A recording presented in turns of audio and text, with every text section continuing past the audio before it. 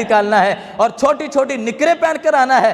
وہ نبی جو شرم و حیا کا درس دینے والے ہیں، کیا ان کے میلاد کے نام پر جس چیز کو چھپانے کا حکم دیا ہے سرکار نے، کیا یہ زہر کر کے بازار میں آ جائے اور یہ میلاد ہو رہا ہے؟ یہ میلاد نہیں ہے، بلکہ سرکار ناراض ہو رہے ہیں کہ جس چیز کو چھپانے کا حکم دیا۔ میرے آقا علیہ السلام بیٹھے ہوئے تھے اپنے آستانے پر، حضرت عثمان غنی آئے، پنڈلی سے تھوڑا سا تہمد اوپر تھا، عثمان غنی آئے تو ام المؤمنین نے کہا کہ عثمان غنی آئے ہیں، تو میرے آقا علیہ السلام نے فوراً پنڈلی سے وہ تہمد نیچے کیا، تو کہا سرکار یہ کیوں کیا؟ کہ میرے عثمان سے فرشتے حیا کرتے ہیں تو میں بھی حیا کر رہا ہوں۔